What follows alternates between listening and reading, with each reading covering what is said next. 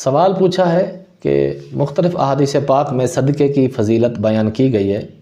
کچھ احادیث ایسی ہیں جس کا مفہوم یہ ہے کہ صدقہ اتنا نہ دو کہ تم خود محتاج ہو جاؤ، یعنی کہ صدقہ کم کرو اور اپنی محتاجی کا خیال کرو۔ دوسری احادیث پاک کا مفہوم یہ ہے کہ اس میں صدقہ جو ہے تمہارے رزق میں اضافہ کرتا ہے، تو جب صدقہ رزق میں اضافہ کرتا ہے تو پھر محتاجی سے کیوں ڈرایا گیا ہے؟ یہ دو باتیں کیوں احادیث پاک میں بیان کی گئی ہیں؟ یہ دو باتیں نہیں ہیں، اصل میں لوگوں کی کچھ ظاہری احوال کو بھی سامنے رکھا گیا ہے۔ جیسے نبی علیہ الصلوۃ والسلام نے ارشاد فرمایا کہ کوئی شخص اگر کوئی وصیت کرنا چاہتا ہے اپنے مال میں سے تو وہ کتنی وصیت کر سکتا ہے۔ جیسے کہ نبی علیہ الصلوۃ والسلام ایک صحابی رسول کے پاس گئے تو وہ بیمار تھے، وہ نبی علیہ الصلوۃ والسلام نے ان کی تیمارداری کی اور عرض کی یا رسول اللہ میرے پاس بہت سارا مال ہے اور میری صرف ایک ہی بیٹی ہے، تو کیا میں کوئی صدقے کی وصیت کر دوں؟ تو نبی علیہ الصلوۃ والسلام نے ارشاد فرمایا کر دو۔ تو اس نے عرض کی یا رسول اللہ میں سارا مال جو ہے وہ صدقے کی وصیت کرتا ہوں۔ آپ نے فرمایا نا کم کرو۔ تو صحابی رسول نے عرض کیا یا رسول اللہ میں 2/3 کرتا ہوں۔ آپ نے فرمایا بہت زیادہ ہے، کم کرو۔ اور پھر اس صحابی رسول نے عرض کیا یا رسول اللہ میں آدھا مال صدقہ کرنے کی وصیت کرتا ہوں، آدھا میری بیٹی کا ہو جائے گا۔ آپ نے فرمایا بہت زیادہ ہے، کم کرو۔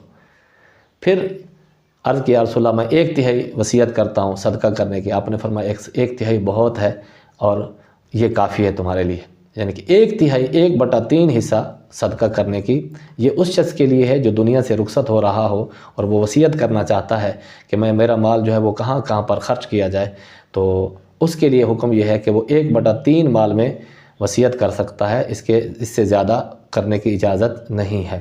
اور اس کے بعد نبی علیہ الصلوۃ والسلام نے دوسری حدیث پاک میں بھی فرمایا ہے کہ تم اپنے ورثاء کو مالدار چھوڑو، یہ نہ ہو کہ تمہارے جانے کے بعد وہ لوگوں سے بھیک مانگتے پھرے۔ تو یہ بتایا گیا، یہ مطلب ایسا۔ تو لوگوں کو اپنے ورثاء کو اپنے اولاد کو مالدار چھوڑیں، کیونکہ تم جب موجود ہو تم خود مالدار ہو، اولاد تمہارے زیر اثر ہے اور تمہارے زیر کفالت ہے، تم اس کی ہر ضرورت پوری کرتے ہو۔ اور اگر تم دنیا میں جاتے ہوئے سارے مال کی وصیت کر کے چلے جاؤ گے، سب مال صدقہ خیرات کر دیا جائے گا، تو تمہاری اولاد کہاں سے کھائے گی؟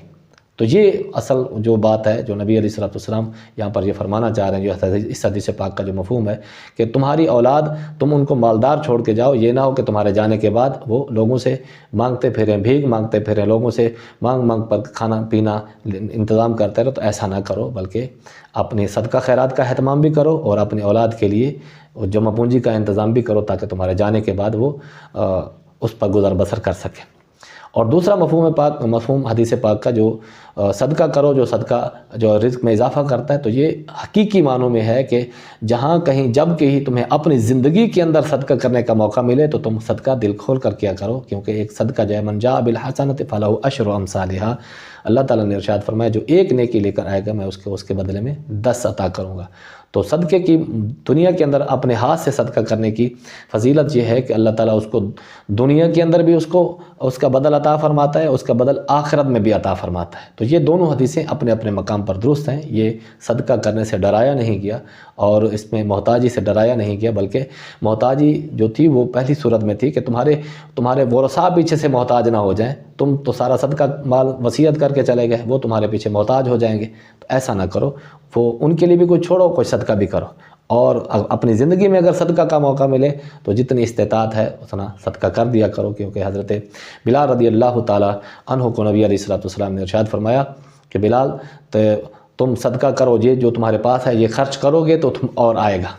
تو اس طرح اور بھی حدیث پاک کا مفہوم ہے کہ تم جب تمہارے پاس مال کم ہونے لگے تو تم اللہ سے تجارت کر لیا کرو، خرچ کرو اللہ کے راستے میں، اللہ تعالیٰ تمہیں اس کے بدلے میں 10 عطا فرمائے گا، اور جتنا اخلاص زیادہ ہوگا اتنا ہی اللہ کی بارگاہ میں اس کو زیادہ ملے گا۔ امید ہے ان دونوں احادیث پاک کا مفہوم آپ کو سمجھ آ گیا ہوگا۔ واللہ تعالیٰ اعلم بالصواب۔